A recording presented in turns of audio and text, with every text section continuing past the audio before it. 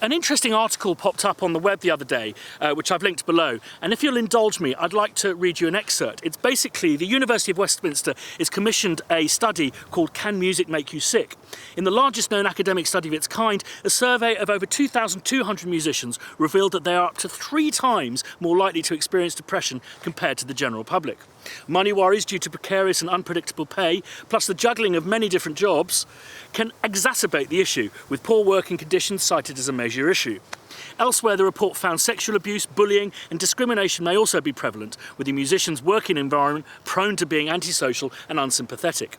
Social challenges were also cited as a contributing factor to declining mental health, as relationships with family, friends and partners often come under pressure. This article rings true with me on pretty much all its points, if not personally, certainly as a first-hand witness, and it reminds me on this day of all days, a day where I hope the indictments rain down on Donald Trump, the godfather of all narcissists, like that frog scene in Magnolia. It reminds me of why I actually set up this vlog, to talk about and discuss NPDs and how they run rampage for our industry. That I'm still going to keep for another day. It's a big nut to crack. And also there's something else I want to deal with you guys, and I need your help if you'll offer it, and I'll come to that in a moment. A few of you have criticised me for being maybe a little bit heavy-handed with my response to finishing a job. It's just a job, you know, it's only TV music, that kind of stuff. Now, I wish I could say I'm one of those composers who can kind of fart out cues or shit out scores and sleep easy at night like it's just any other kind of day job, and dine out on a rare, rich diet of nominations and statuettes. No, I'm a composer who becomes totally consumed by a project, every corpuscle, even if it is just a crummy bit of TV music. And all of my jobs seem to follow a familiar pattern. It starts with the kind of arrogant glow of me basking in a recent scalp, a new commission, and then slowly concertinaing into a massive clusterfuck where I need to bend time like one of those navigators out to Dune. Yeah, my production process follows an alarmingly familiar cycle, which starts with the kind of arrogant confidence, freshly scalped, towards my producers and directors that I can hear the score coming off the page. Now, from this point, I should really declare a moratorium on me listening to any other scores, but what always happens is I'll be watching a film and go, you know, I'm really sure about this kind of baroque kind of chamber idea that I've got for this thriller, and then I'll watch something and go, no, it's got to sound like that. And in this case, it was the film Patriots Day. Then from that moment, I go through a kind of a procrastination process, which I will be returning to. And I managed to qualify my procrastination of, I guess, a fortnight by building a pedal board and creating my own personal sample library. And from that point, I then approach writing the first cues like a man would the gallows. You eventually get some stuff kind of signed away, and it puts you on your way down the bobsleigh track. Episode 1, we got away early, which probably made me feel a bit complacent, often happens. So I fell behind on episode 2, and episode 3, as always, was a complete nightmare. Didn't really sleep for the last 2 weeks of that process. And true to my experience, the very last pass, the very last episode, is when the best theme of the show arrived. So this last 2-week period of complete mentalness, my family referred to as crunch time, which basically means they don't get to see any less of me, but what they see of me, but what they see of me is a tireder, fatter, more hungover and grumpier man.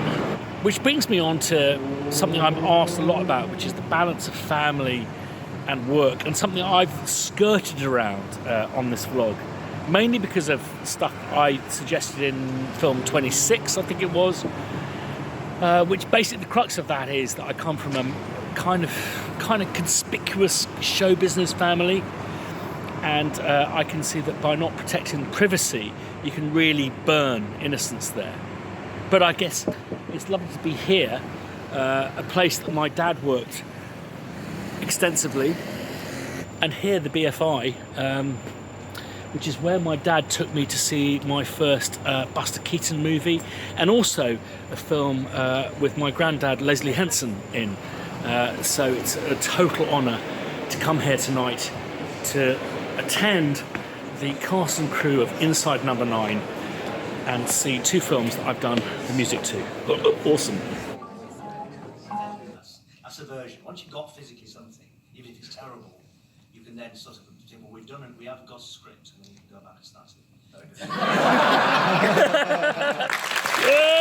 If there was a single culprit to making my life more difficult than it needs to be, that would be the devil that is the procrastinator. I am a massive procrastinator, and I know I'm amongst many, but not all.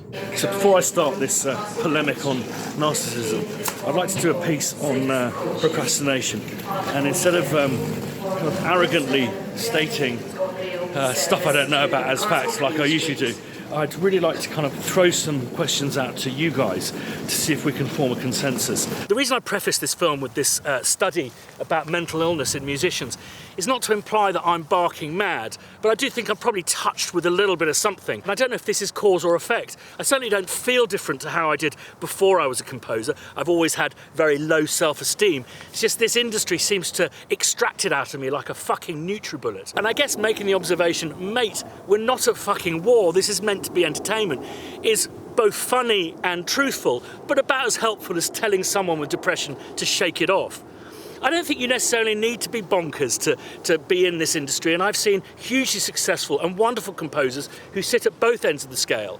Conversely, I've seen people who are kind of pretty normal, straight-laced, calm people turned into blithering wrecks when the thumb screws are applied. And I've also seen people who are famously kind of tricky buggers turn over a new leaf and find an inner peace that means that their career is sustainable. As I've identified already, if there's a single culprit, by hook or by crook, subconsciously or consciously, I restrict the amount of time I get to work on something to a point of sheer panic.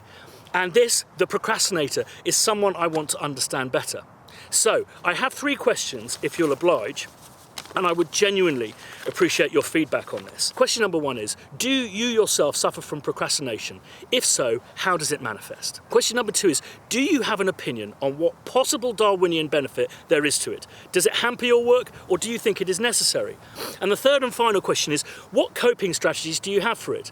Have you ever had it and cured it, or is it something that is getting worse the older and busier you get? Or do you love it because it means you get to watch loads of Casey Neistat? I thank you in advance for your views and look forward to making a film about the procrastinator.